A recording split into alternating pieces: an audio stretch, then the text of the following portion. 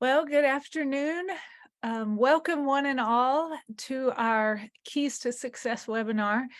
I am Joylynn Blake. I'm the director of Skole Academy and the principal of our great hall.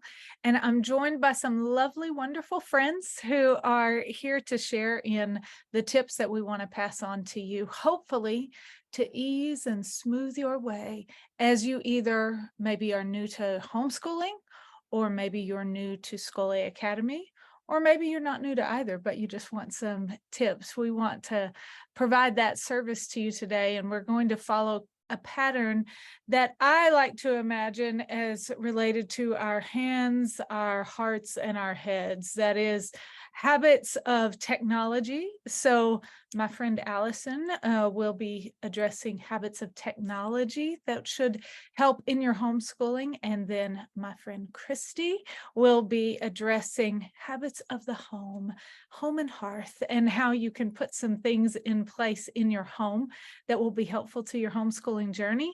And then I will be addressing habits of the head, habits of the mind, and how we can keep our minds right and our expectations stable and keep our eye on the ball, so to speak. What is it that we're doing this enterprise for? Why are we even bothering to do homeschooling at all? And in what mode do we want to go about doing that? And last but not least, my dear friend Presbytera Maria will be here to kind of moderate and to answer questions and to respond to any feedback that you may have. So you're welcome to put your questions into the chat or into the Q&A box, and we will do our best to address those. Okay. So I'll just launch in at first just to get us started, and then I'll hand it over quickly to Allison, who will introduce herself a little more. And I'll say also that we all are homeschooling moms ourselves. So we come from a place of solidarity with you, hoping that what we have to share is going to be beneficial to you from the place where we've learned ourselves. Okay. So I'm just going to share a little moment with you about why we call ourselves Skole Academy and how that kind of orients us to our value set. Okay. So we're called Skole, and that's another word, or it's the root word for where we get our English word school. But I think most of us can agree that either our own schooling or our children's past schooling maybe was not characterized by skole meaning rest or restful or undistracted learning. So why do we want to be characterized by Skole? And this is an extract straight from our handbook. It says, modern education is largely an education in anxiety. In this system, students commonly take 8 or more courses at a time, and that can contribute to the stress and anxiety that's now associated with the term school. Students in such a system learn to cram, pass, and then forget. By contrast, our courses of study, and hopefully our home atmospheres, will cultivate unrushed learning with meaningful, deep engagement of fewer books and concepts. That's comparatively speaking to those 8 or more that get crammed in, so that learning becomes memorable, enjoyable, and permanent. None of us want to pour ourselves into something that just gets poured out of holes in the bottom. We want to pour ourselves into stuff that is meaningful and that lasts. And so we hope that some of the tips we share today will be beneficial toward that end of, just like we said, some practical handy tips for how to navigate this homeschooling journey, and then also some reminders for our own heads and hearts. So with that, I'm going to hand it off to Miss Allison Haley. Thank you very much. So I am Allison Haley, and I serve as the academic and technology specialist. I work with instructors, and I do a lot with the learning environment to make sure that courses and Zoom meetings and things like that that connect you with the instructors are all in place and working well, and preserving our classical pedagogies along the way. So I'm going to be sharing a little bit about the habits of technology, structures for success, relationship, and formation. So, structures are really just the boundaries, and they're going to give form to these different ways that we're being shaped through our learning, through relationships, and in the growth of virtue. So some of them are a little bit obvious. So, we can all learn classically with lots of repetition. So don't overlook things that may seem obvious. So the first one is making sure your student has a distraction-free learning environment. So that means think about what's behind the student, think about who else is in the room, who's in front of the student, that maybe isn't even seen on camera, but may be a distraction in the learning process. So, as a parent, we encourage you to make sure that the learning environment is quiet and a place where the student can be attentive to what's going on in the online classroom. Next, we want to make sure that our technology is reliable. So, obviously, that means making sure you have a good internet connection that's going to be able to stream the Zoom video and allow the student to mute and unmute. Having cameras on is a big part of what we do. And so, making sure that your technology will accommodate that is important to test out up front and make sure you're ready to go. But things happen. So, it's good to have a backup. So, let's say that the power goes out. Have you thought through a plan for how your student might still be able to connect to class? Obviously, things happen, and that's fine. We have a process in place for getting the recordings to students that do happen to miss from time to time, and that's fine. But thinking through what you might do if the power's out, or if a device is not working, or your internet is down, having a backup plan is a good thing to think through. The next one is ways to scan. So our instructors after class are going to give an assignment to your student, and that may involve being prepared to scan something. So if you don't have a dedicated scanner in your homeschool, that's fine. A lot of our students do use like a camera scanner. Some options to consider for that would be Genius Scan or Swift Scan or Cam Scan. All of those have free versions that might be worth considering and looking through ahead of time. The next one that I'm going to share is actually inside a real Canvas course. So give me just a minute.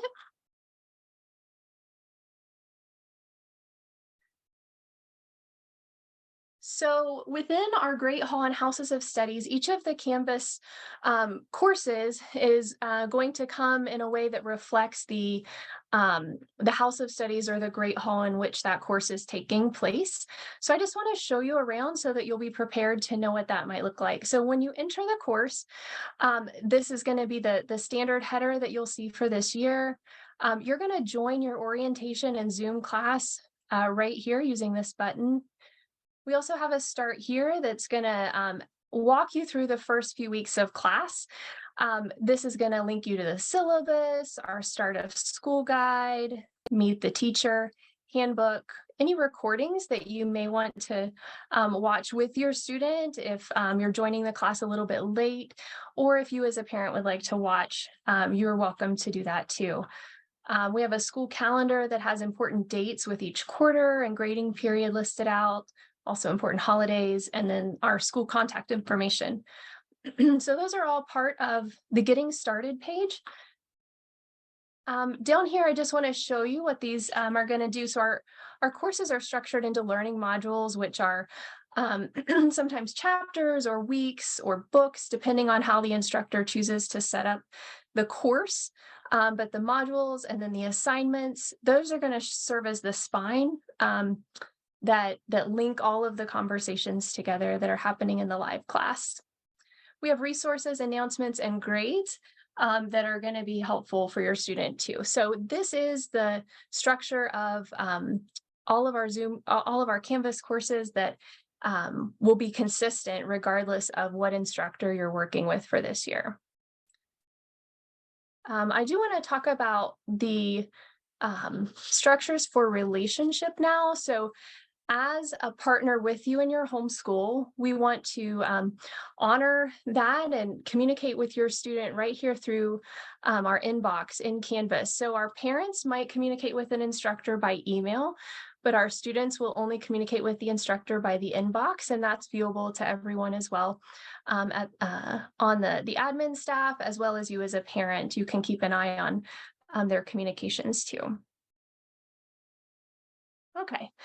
So I did mention the grades down here. I want to talk for a second about the gradebook policies and how that plays out in our structures for relationships. So as the homeschooling parent, you have the final authority in publishing your student's transcript and summary of learning for the year. You're going to receive a mastery narrative at the end of the year that can guide some of that formation of your transcript. And that will be published to you through Canvas within the grade book.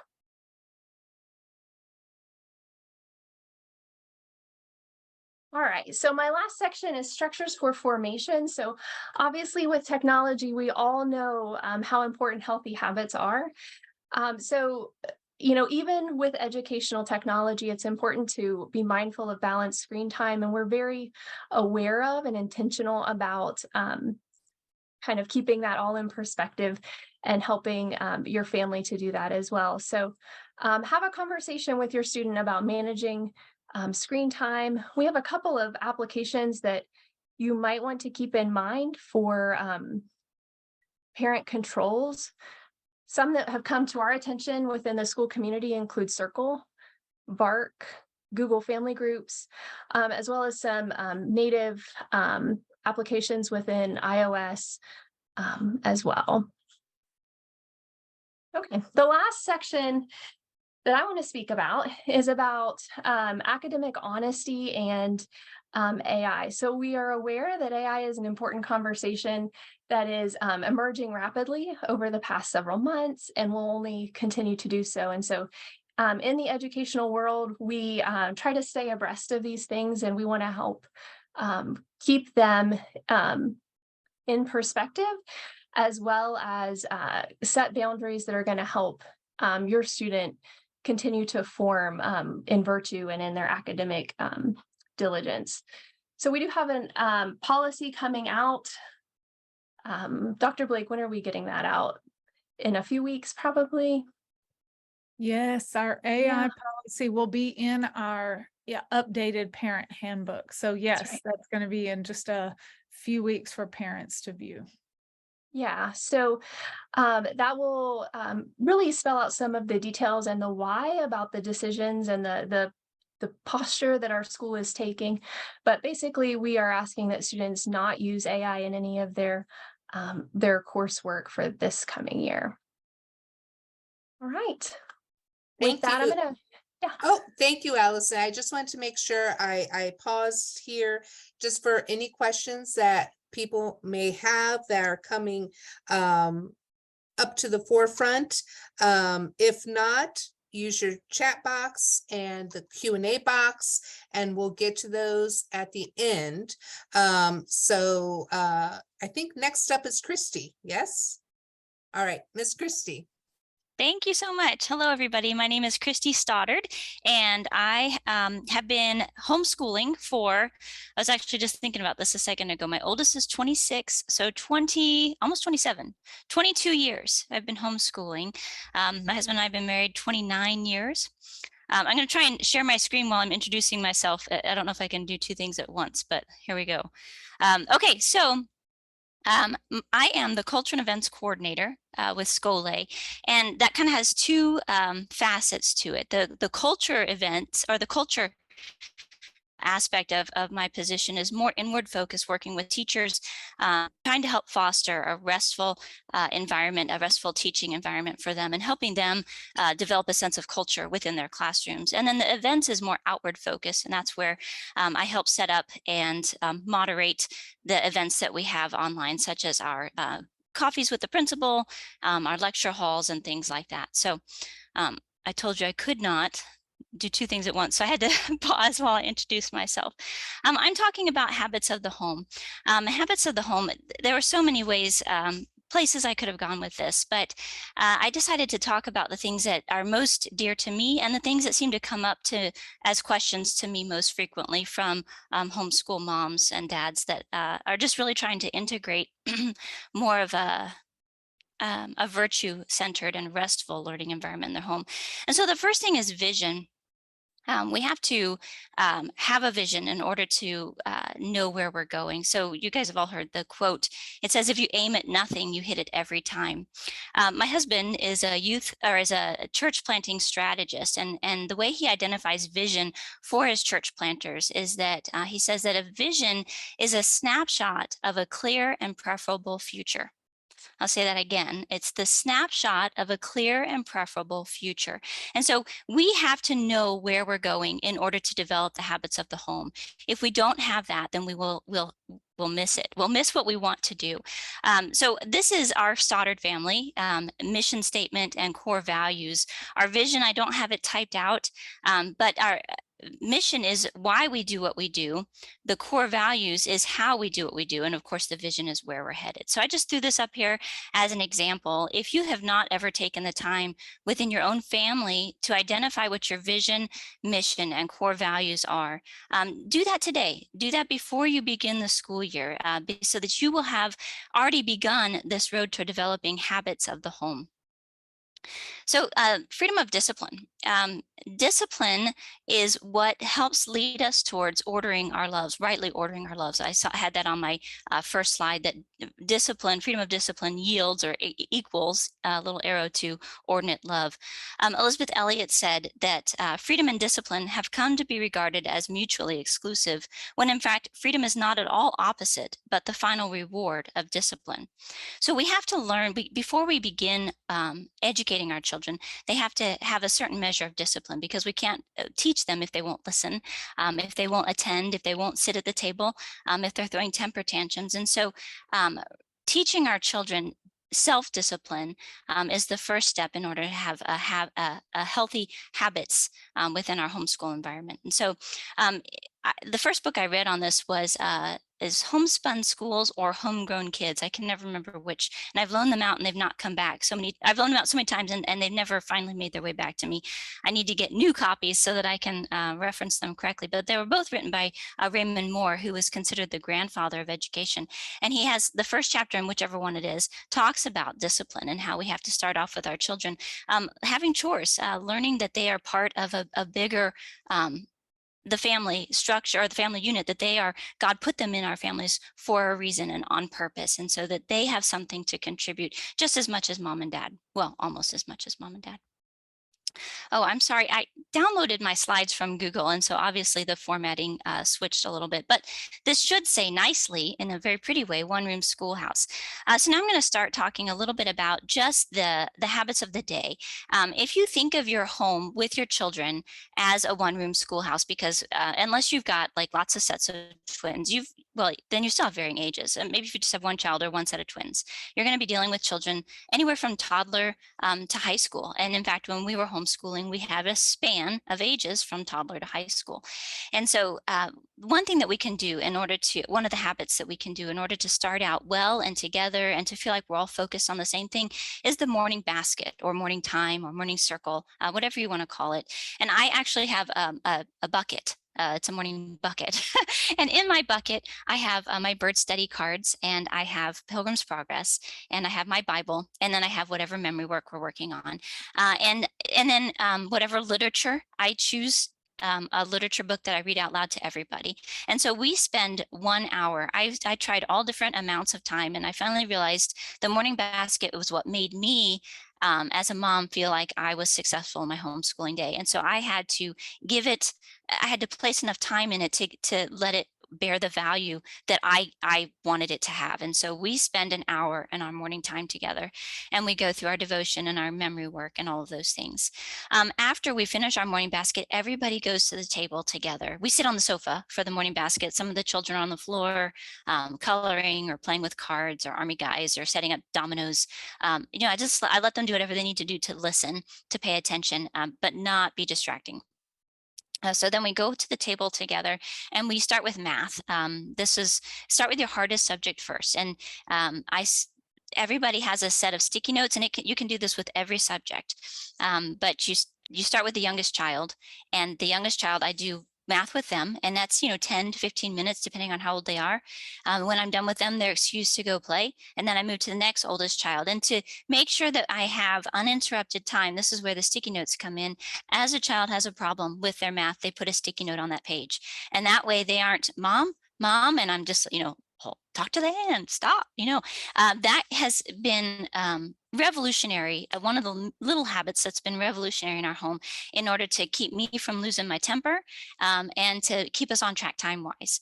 So when I get to the child, I'll address their sticky notes first, and then we go on and I work with them until they're done, and release them to go play, and then to the next child. So we can, and then we reset for the next subject, which might be Latin or history or science, whatever it is. Some other things that we've done that are one room schoolhouse-esque is that I have my older children help my younger children. And depending on the year and the child, I often have done where my older child helped a younger child in the subject that they were weakest in. So my oldest son despised science, and so it was his job to teach science to his younger sister.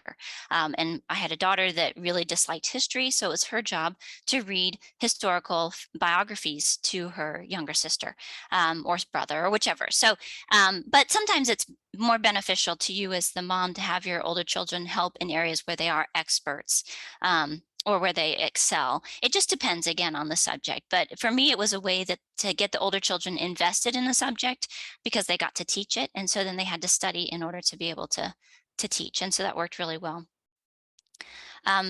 Engaging outliers. I didn't have enough room to make it fit to say our oldest and youngest learners. And so as we have children that are growing, and still having younger children, I should have put stations for the preschoolers first. But one of the things that I've done that has been very helpful is, when you release that child to go play and you're still working on math, and if you have 3 more children to go through, they're going to go play for 5 minutes before they come back to interrupt you. And so I would fill the bathroom sink with water, and there's a stool in front of the bathroom sink and towels on the floor. And just depending on the day, there could be army guys there, or bathtub toys, or bubbles. You can even get those water crayons and watercolors. All kinds of things they can do with a sink full of water, and that engages them for quite a bit of time. We have bins of beans. We have at the end of every summer, I buy one of those big plastic bathtubs, and that's where all of our messy things go. And so I have stations set up and little timers, and when the young child goes, they've been trained, set the timer. And then when it goes off, if they want, they have to stay there for at least as long as the timer. They can leave, they can stay longer, but they can't leave earlier. Then they go to the next station. And I usually have 3 stations set up with different activities for them. So that keeps them engaged while you're working with the older children.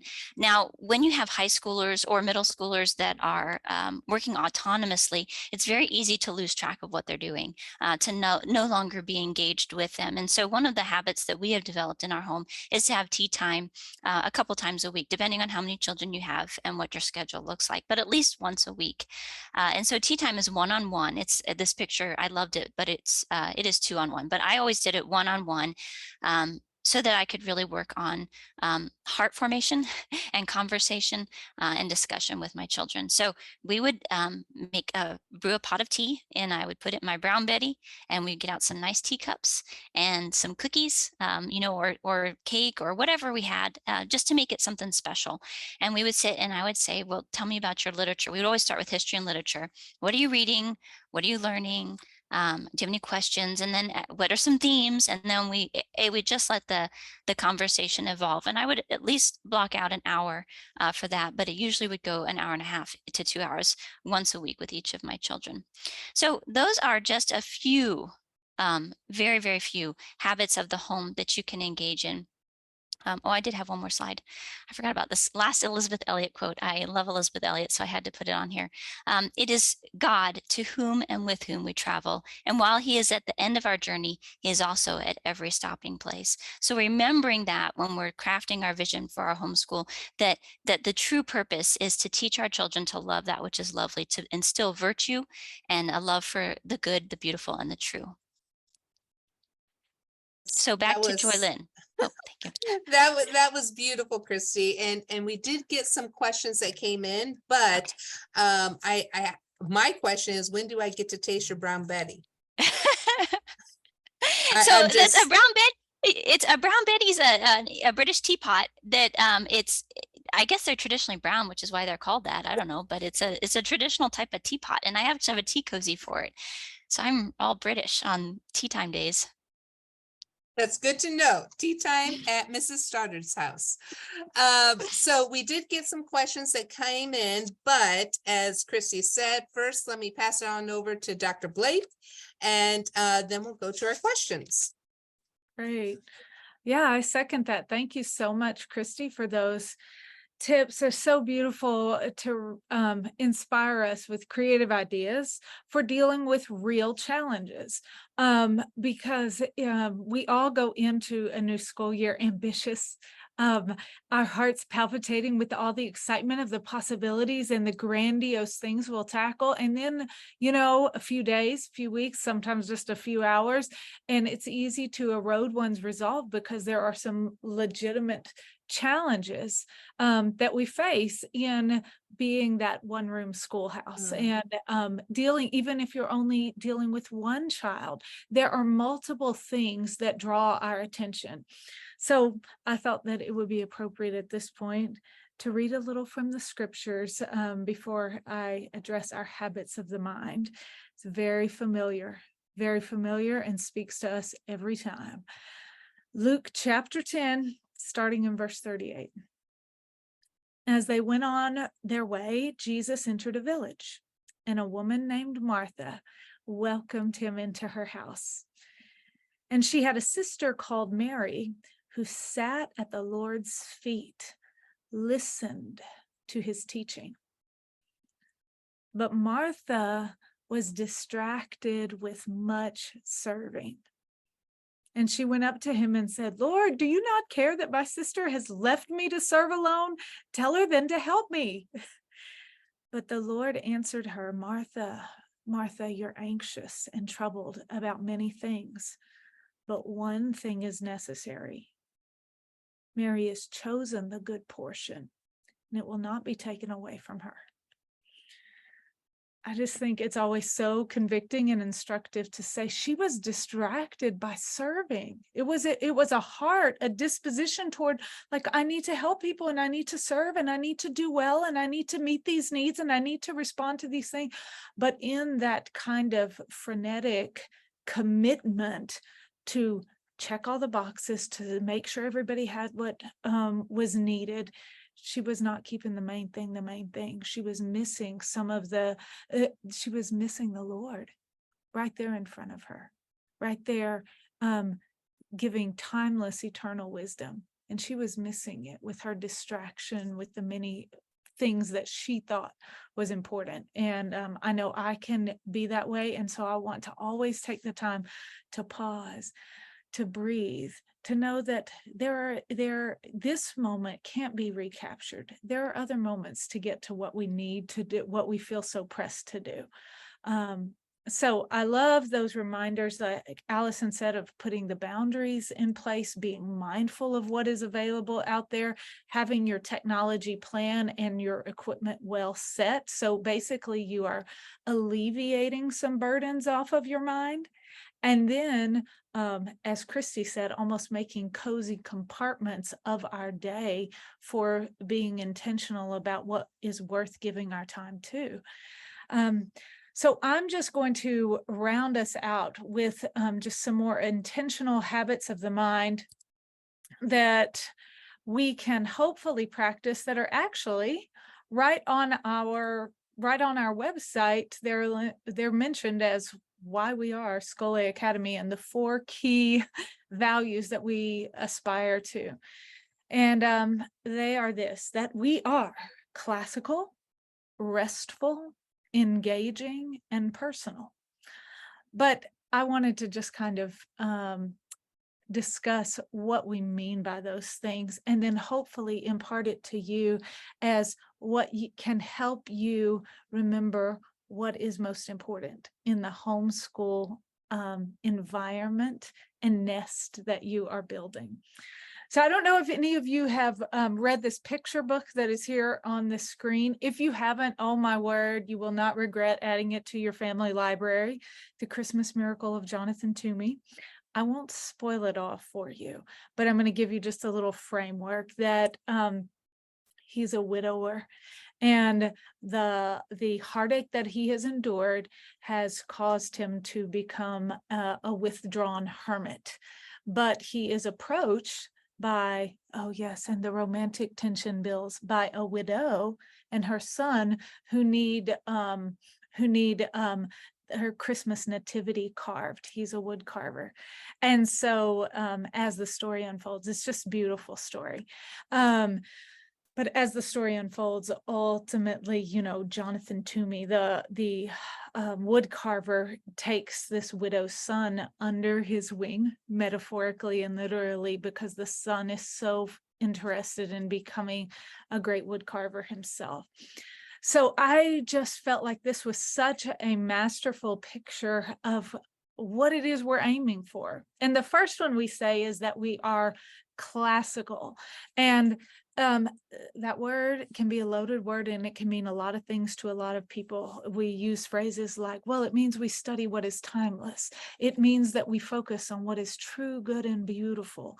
It means that we are conscientiously passing down the traditions of centuries of traditions and learning and knowledge and virtue from one generation to another. It does all those things, but the point of what it is to be classical means that we are letting ourselves be formed, letting ourselves be the product of the formation and the carving. In contemporary educational philosophies, oftentimes what keeps getting changed is the form of education, revamped every few years with the latest and greatest that the data is showing, or that is research based, or that is best practices. But the educational form itself gets changed perpetually. But in the classical world, there's not really an assumption or a belief that it's the education that needs the changing. It's us that needs the changing, that the education forms us. It is a way of forming us. So, like those great sculptors, that it chisels out the blocks of stone so that the beautiful that was always present emerges from that block of stone, the beautiful sculpture. So to be a classical homeschool educator means that you are expecting formation. Your child will be formed and changed, and you, parent, will be formed and changed in the process. And then we are restful. And I love this. For me, this has been such a therapeutic reminder, and I hope for you in a culture that can be very frenetic. We are intentional about a restful approach, and restful doesn't mean lazy. It means undistracted. So here's a little mental challenge for you. Picture your most peaceful place on earth.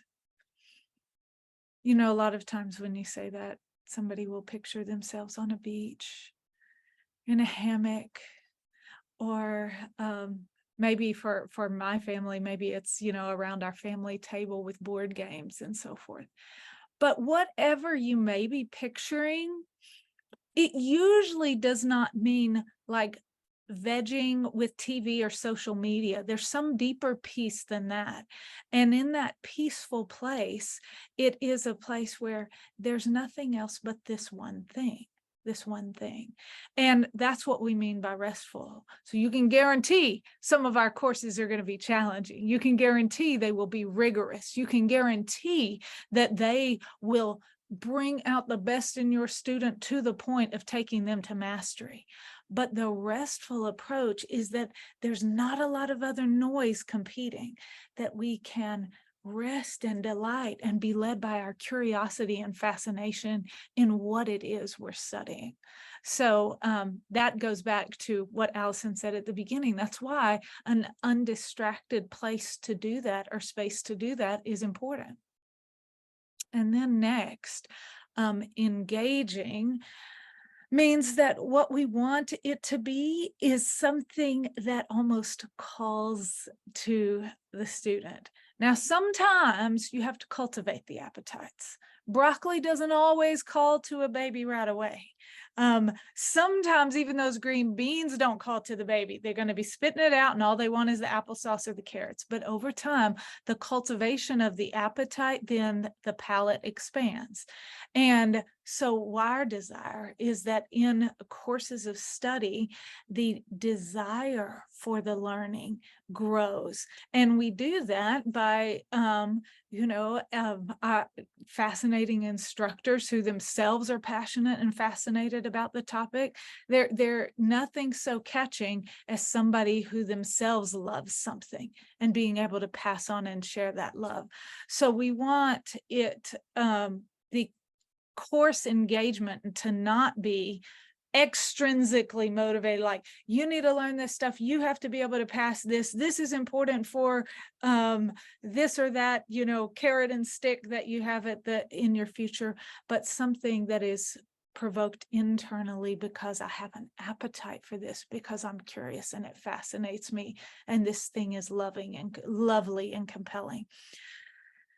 And finally, the personal approach to the learning, it's not a detached approach. That's why back to this image that there is a portion of learning where it's not enough to stand at a distance and to speak at, but it almost takes an arm around and a hand over and let me guide and let me walk you and show you that. And I like to say that we try to cultivate a classroom and an environment. That's why we keep it limited to, smaller class sizes, so that it's a place where students are known and loved. And in that context, that automatically cultivates a sense of safety and joy and curiosity. And so in that place, they allow themselves to be taught, to be shown. So those are some of what I call the habits of our mind, or the direction we want to point our minds in, so that this is the kind of education we're after, not strictly task-oriented, checkbox driven and anxiety driven, but an invitation from out in front of us, not a pushing from behind. All right. So that is where I will leave us on our habits of the mind. And I'd like to now hand it back to Presbytera Maria, who will mention any questions we've had come through. Yes, we definitely have some very good questions. So question number one is for Allison. Can you tell us more about, as a parent, how we can view what our child is doing on Canvas, whether it's the work, assignments, discussions? How can parents view what's going on Canvas with their child? Sure. Okay.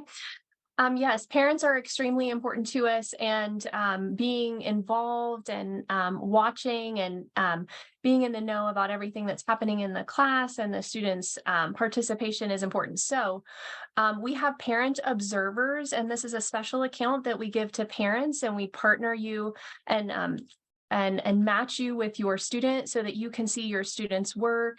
As Presbytera Maria was stating in the question, whether it's a discussion, whether it's an assignment, whether it's postings from the instructor, you'll be able to see all of those things as a parent observer. And so during orientation week, our instructors work with parents to get that set up. It only takes a few minutes to set up a parent account and then link it to their student. So just as a quick follow-up, because I know this question is asked often, do they need a different student account for every course they're enrolled? So every student is going to need their own account. So you're going to need an email address for each student. It's fine if it's used at another school, or, it's an address that you use often.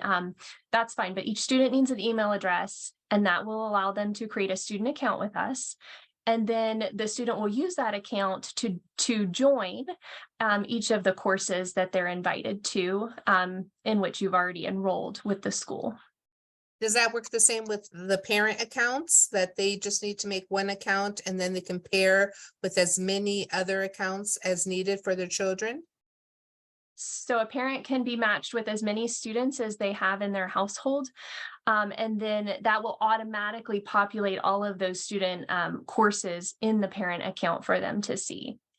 Okay, And great. just as a side note to that, but as the parent dealing with Canvas, I found as an administrator, I deal with Canvas on the laptop or on a computer, but I found that an app on the phone, the Canvas app on the phone, was super handy for looking at my daughter's courses and so forth on Canvas, because then you can set the notification so there can be the little red button Ah, on, like, oh, they have a to-do. Oh, she's got 5 to-dos. Oh, so I did find that the Canvas app is also helpful as a parent to just keep tabs on how my students are doing. I have 4 children, by the way. So yeah, there is a need to, coordinate some of that.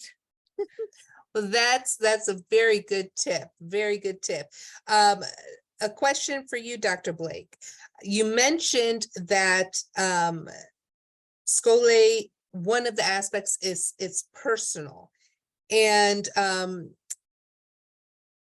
the question is, how can it be personal when we're on a screen? How is that possible? Because this particular family had a difficult time with another online program. And so what is the difference between the two? Because that one was definitely impersonal. Mm. And Mhm. how is it personal, even though we're, all on the computer screen? Yeah, no, that's a great question. So I'm going to address some of the things that are obvious, but that are important as well. It can't meet every personal need. Physical human touch is important, and this doesn't solve that. There's no way we can reach through and touch one another. But some of the setup and the requirements, we have just gotten a ton of feedback that somehow, some way, there is genuine human, personal friendship, lasting connections that are made. And part of it is because of the format. One, like just like this, we do videos on, not little hidden behind screens or avatars or cameras off.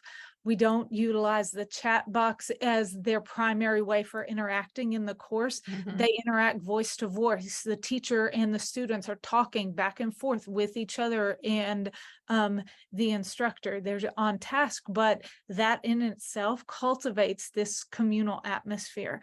And then very oftentimes, especially the older students, they form, relationships are more and more formed digitally and remotely Mhm. Nowadays. And so they usually find ways to connect outside of class. They Right. exchange contact information, they chat with one another, they create their own Zoom calls. And side note, parents, we monitor what's going on in the classroom. We can't monitor what's going on outside the classroom. So that has some pros and cons. So it's still that even if they met in the Scholé classroom, doesn't mean that we're monitoring how their friendship is developing. So just word to the wise, stay on top of who they're, Mhm. talking with and how.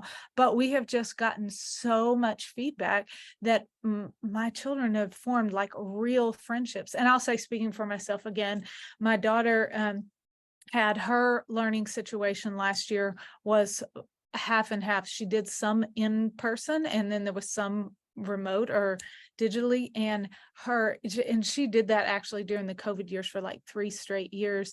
And her best and dearest friends are the ones that were states away and that she Ah, connected online. It astounded me, but those became her best friends. And maybe that's something to do with the safety of correspondence, that it allows them to open themselves up a little bit more than sometimes, kids, they have to be in person. Sometimes they put up a little front. So I don't know, that's just some of my thoughts. I welcome anybody else to chime in there. Yeah, I would concur with that. I mean, as a classroom teacher as well, getting the phone call saying, hey, we're driving through your city. Can we just stop for a hug? Really is heartwarming. So these connections are personal. They are long lasting. Christy and Alice, anything you wanted to add on that? Yeah, I wanted to say, as a teacher for Scole, I have children enrolled in Scole and I've taught classes with Scole. I think one of the most exciting parts about it is this interplay between us. My classes were Socratic discussion based. I have history and literature, and we spent all the time having conversations, and the students learned how to listen to one another because Mm, they had to raise their hand to speak, so there wasn't talking over each other. And that's a skill, I have to tell mhm, you, that is so important for the students to learn. And then we would do breakout rooms, and they would go into their breakout rooms with a group that I would randomly assign to mix them up. So they had interaction with just a smaller group, with 3 out of 12 instead of the whole classroom at one time, to work on special projects. And I would pop in and out of all the different breakout rooms while they were working on different tasks. And that was a really great way for them. Again, in the breakout room, it's video and voice. They're not doing chat mhm, at all. So my own children then, as a mother, have taken online classes with different formats. And Scole is by far our favorite because of this. They see one another, they know one another, rather than just there's a lot that you can learn about somebody through texting or through mhm. emailing, and writing letters. It's beautiful too, but this is even more personable and personal. So yeah, Alice, I think you want to say something too. I'm sorry to interrupt.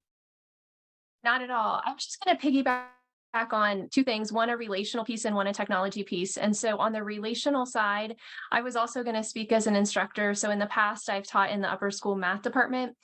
And my first year with Scole Academy, I was concerned about, teaching is a very relational act. We're talking about formation of minds as well as, virtue and character. And so I major on that as I teach. And I felt like I needed to be able to know my students to do that well and to do that in the ways that I've done in the past in a face-to-face environment. And so I was worried about that as an instructor coming in, but because of the face-to-face nature, as everyone has already kind of emphasized, you do develop that. You know your students just like you would in a face-to-face environment. I could go through my roster from in the past and tell you some of their strengths and their weaknesses and ways they grew throughout the year, and sometimes even trials that they or their family members went Mhm. through, and that all impact the formation of not only their academic learning but also their formation throughout the year too.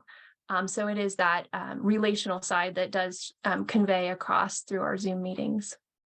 And then the Yeah, yeah. oh, sorry, go ahead. I was just going to end with the technology piece because it is a lot of conversation. You might want to have a headset for your student with a mic and some noise canceling, because if your home is like our home, it's often very loud and very active, and especially during the morning school hours when I might have a student on a class. And so those mics and headsets go a long way in keeping everyone, you know, at peace with one another. Yeah, I was gonna piggyback on that and say that, sometimes our parents tell us, well, it was so nice having you in our kitchen this morning, right? Yes. Because they're there at the kitchen table, and whether they have a headset, right, or not, they'll see us speaking, talking, and it's just a beautiful thing that we all enter into each other's homes.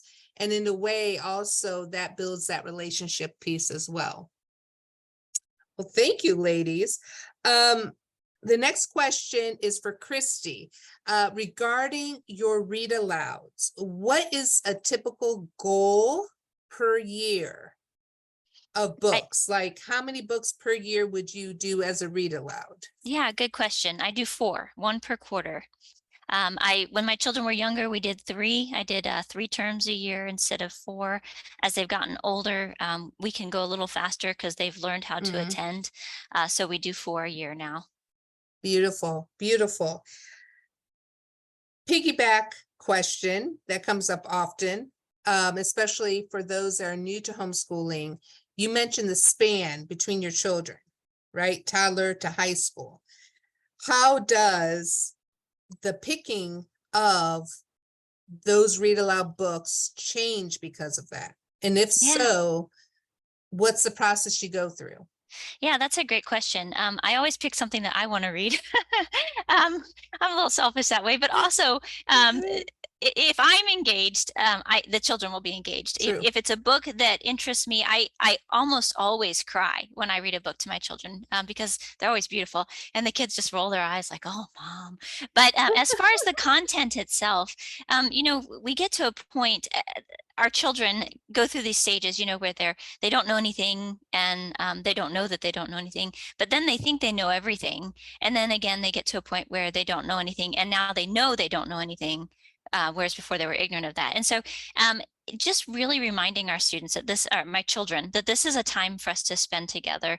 And so it doesn't matter if we're reading Beatrix Potter, who was written, by a young adult, and she was engaged with it, so they can too. It's just helping them not be snooty. So I do tend to read more well, I can't say that either. As I say, for the younger children, that's not true, because we've read Richard, Duke of Normandy, and we've read, I don't know, Robin Hood, which could be considered lower kids, but we had Howard Piles, which was very difficult to read out loud. So I think the key is probably picking something that you, the parent, are interested in, because if you bring an interest to it, you can enliven the imagination of your children by bringing that excitement to them as well. Beautiful. Thank you, Christy. The question came up with how much time on the computer is appropriate, then translated further, a follow-up to that. How many classes should they be taking online? And I open that to everybody. Yeah, that's a good question. 2 to 4. I'm just throwing that number out there. 4 is on the heftier end. You go more than 4, and that's a lot of time online, and it can be even counterproductive to the whole restful, meaningful approach, because it can start inching over into feeling like just a drain. So it really depends on what works well with your family dynamic. The beautiful thing about Scholé classes is they either meet twice a week or 3 times a week for the most part. So you can even have this, kind of set time of day that's their online time, but it worked out for me this year. It was kind of beautiful where it was staggered. So we've got like a Monday, Tuesday, Wednesday, or Monday, Wednesday, Friday, I think. And then we've got a Tuesday, Thursday, but they all meet at the same time of day. So it's just her standard time. She's going to be online in her online class. That doesn't always work out in everybody's schedule. But it's the balance of looking at what it is you want taught by an online instructor, in that discipline, and then what do you want to supplement or add in on your own at home. But I would say 2 to 4 is the sweet spot for courses. Anybody else have any? Yeah, I would add to that I agree 2 to 4 is the sweet spot. But there are seasons in which we need more assistance. I myself had a couple years ago with health problems, and my kids did everything, 6 classes online, and that was the season, and that's just what we had to do because I was not available to help them. And so recognizing that there is a flow to our days, that liturgical flow of bringing worshipful elements into our days. And so if we do have to have more online time than we want because of the season that we're in, just being super conscientious that the offline times are really focused and restful on the important things, which is Christ and the formation of virtue. And so giving yourself permission to do more than what you would normally feel comfortable to in those special seasons, but also permission to back off, because maybe you need to spend more time on formation of their character. And so one class is all you're going to do, because the rest of the time is they're going to be attached to you tied up like a little tomato plant, So 2 to 4 is definitely the sweet spot. But there are outliers that we have to allow for occasionally in our own lives and give ourselves that permission. Very It's good also point. going to speak to the frequency and staggering the days. Typically, our math and science courses are 3-day-a-week courses, and so they pair as nice counterparts to a 2-day a week humanities type course or Mm, a language course. And so looking at those and thinking strategically about the puzzle pieces has been helpful for our family. And also looking at, as Christy was saying, kind of what's most important in this season. We've all heard the illustration of like the glass vase where you put the largest rocks in first. So what are those big rocks for your child this year? And every mhm, child's different. So they're going to have their own rocks, right? And mhm, your family vase. And then you have room to put in the next smallest rocks that make sense. So what are the next priorities? Are they math mhm. courses this year, or are they foreign language? Are they art? What is it that you need the most assistance with? So put those in next, and then evaluate what room is left and how you want to distribute that time with the other resources that you have. And as Christy said, we all have seasons that vary, and the needs of the children vary. And so it's not a one size fits all, but 2 to 4 has been our Mhm. sweet spot.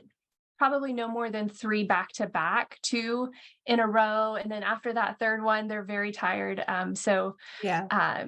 And you need time to do your studies and your homework, and discuss what you're learning about in your online class with your family at home. So you need margins around as well.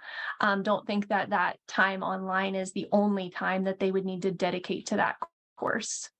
Yeah, great points, ladies. Very good points. And I'm going to chime in here as the manager of the tutoring center, Scola Tutoring Center and Center for Students with Learning Differences, to say that sometimes too, season or time constraints, you may need an instructor to do a course or help along a course for a time and season. So our tutoring center and Center for Students with Learning Differences really is opened up to that. So if you find that, you just need a little more assistance in geometry, or you need to take a private course because the times just don't quite fit with your schedule, then we can also work around that and get what you need if you're not able to find it in a corporate class. So that's really important as well.